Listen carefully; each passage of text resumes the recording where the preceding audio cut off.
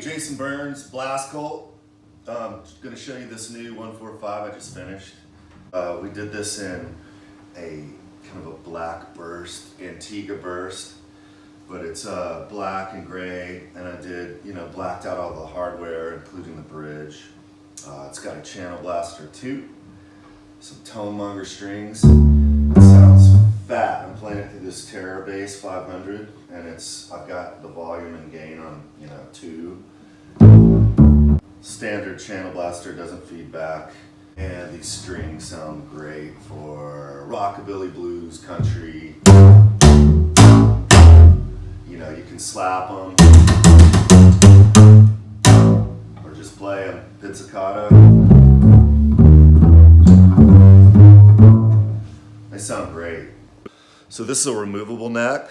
This system's very simple, and it makes it easy to travel and break apart. It's got a little seam here. It's maple, quarter sawn maple neck. The tuning machines, I did a blacked out Tyrolean machine customized for this client. And you can also see, it's kind of hard to see here, but the scroll and the neck are burst from gray to black. See the neck here. And the removable neck happens right here. This is all magnetic. You just push in, pull off your coin. You have one screw here, and your coin goes back.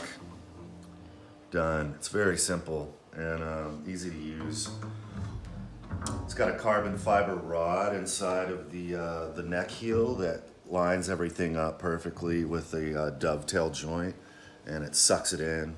This angle prevents any sort of movement. Really stable. And it comes in handy. I mean, if you don't travel with your bass, it doesn't really matter. You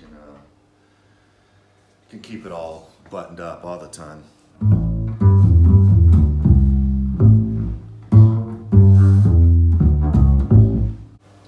So the body is, it's made from maple and mahogany. This is a laminated 145, and I do alternating plies, so you get maple, mahogany, so on. The ribs are the same. It has the one-piece trim liner. That's kind of the skeleton and the backbone of this bass. So this is a standard European quarter sawn maple bridge, and I've dyed it black. Try not to use too much finish so it still sings like a double bass bridge should, but it goes with this bass. I've got the 6-star adjusters on it, and it has the channel blaster. You can see the tension screw here is how you adjust the output and control your feedback. So I have this plugged in, and as you can see, you can pull back the output, focus the sound a little bit more, or you loosening it. It opens it up and makes it a bit more woofy and bassy. All of the controls, the EQ controls, are on the back of the tailpiece.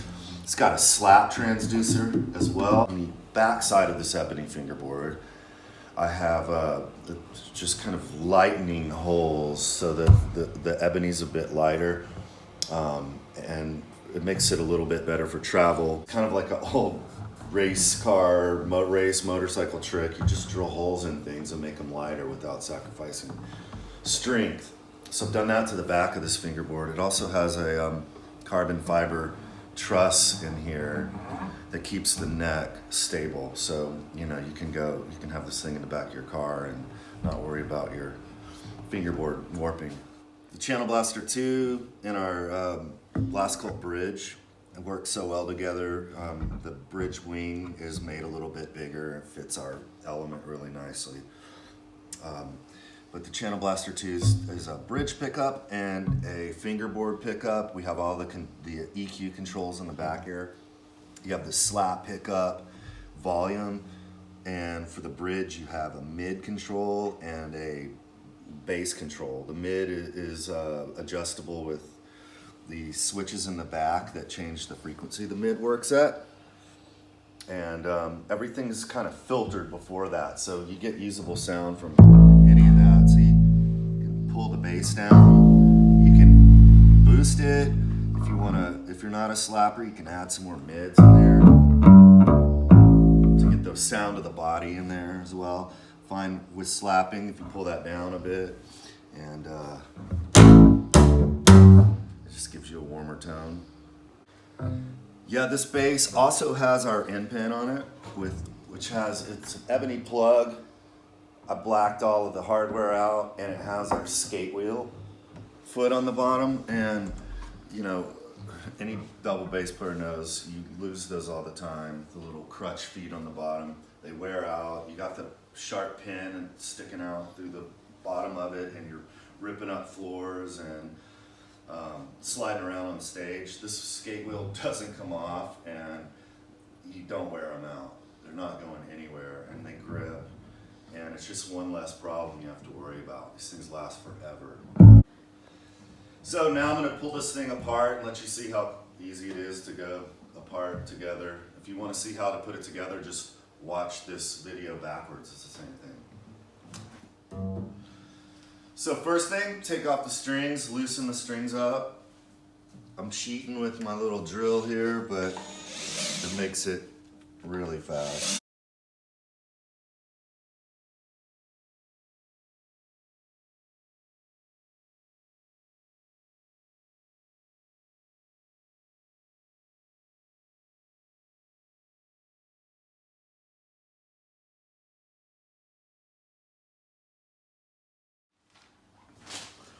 Now I'm just going to unplug the pickups. You don't even have to take it out of the bridge. You just unplug the harness from the pickup element and remove the wire from the wire holder.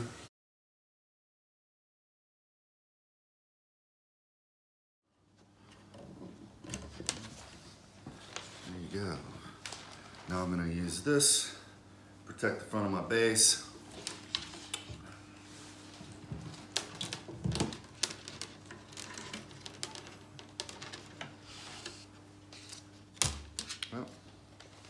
Bridge with the pickup.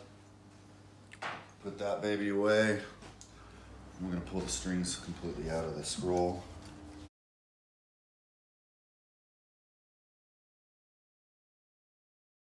You want to be careful with these gut strings when you take them on and off. Keep them nice and straight. Don't let them tangle up on each other.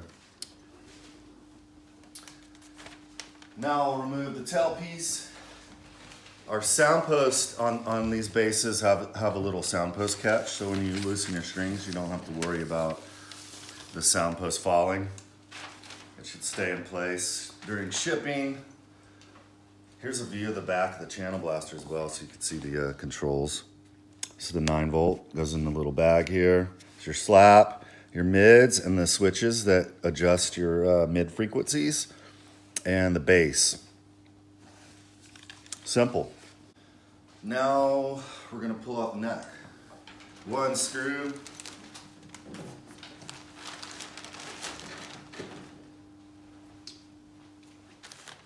So we pop the coin off. And comes with this Allen key.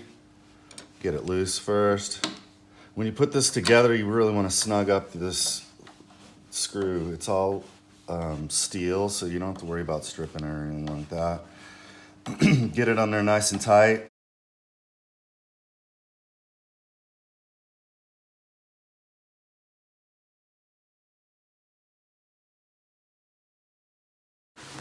So with the screw loose, just gonna slide this baby out. And there you go. Put your neck away. You can see the mechanism here. We got the carbon fiber rod, and we have the steel screw dovetail joint. Everything's nice and tight and simple. It'll go back together clean every time. This neck block is actually made from the same piece of maple that the neck is, so it's going to shrink and move together with the weather. And it'll remain pretty stable.